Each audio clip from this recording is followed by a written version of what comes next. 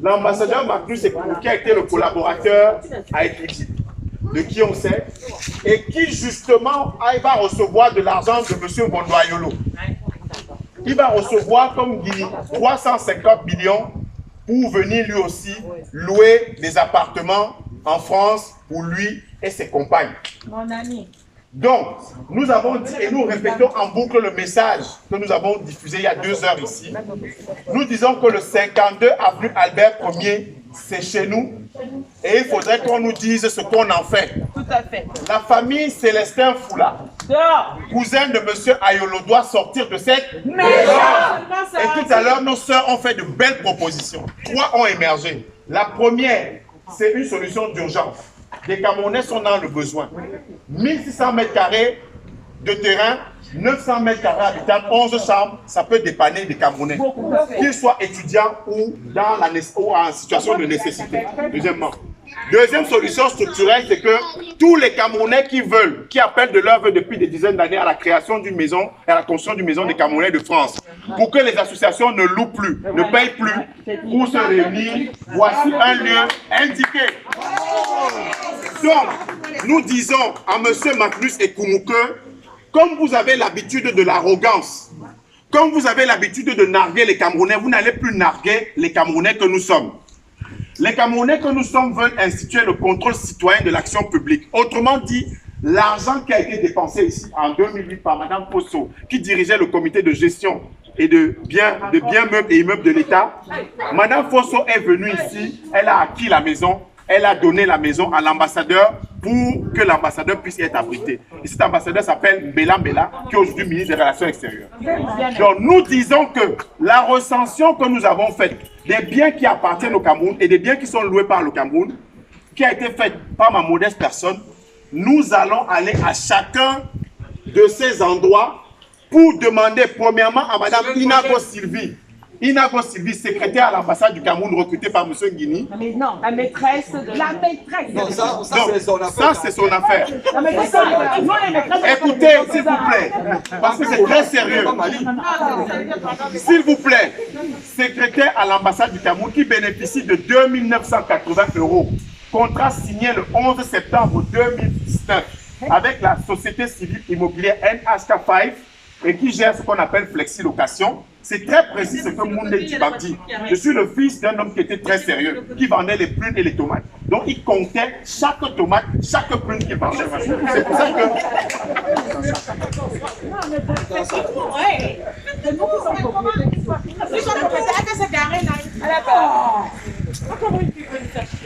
Non, c'est là, c'est là.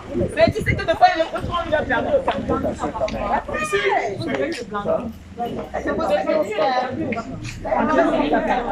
Oui, oui. Elle est venue. Oui, venez nous couper. Oui, vas-y. Je suis fatigué. Voilà.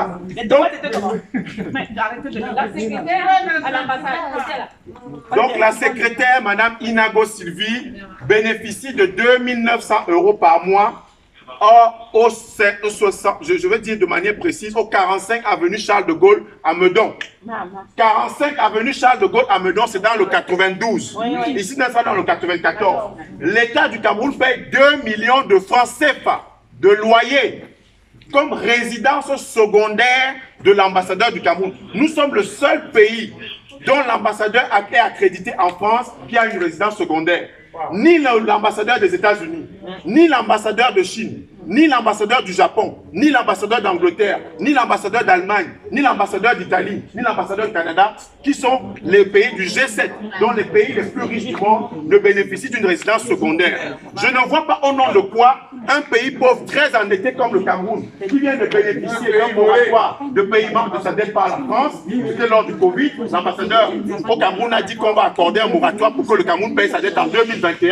Nous ne voyons pas au nom de quoi le Cameroun a des résidences secondaires à Paris, au 16 rue Ranelagh, à 4 500 € par mois, et à Meudon à 2 900 € par mois. Et tu as entendu que M. Guini a loué pour 7 500 € par mois. Il a loué aussi sur Arsène Conseil, il a loué une maison.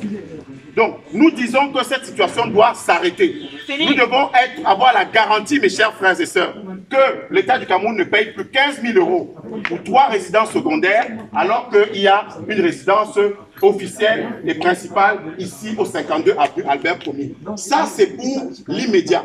Maintenant, structurellement, nous allons mettre à la disposition des Camerounais qui s'engagent. J'en vois qui sont en train de se mobiliser.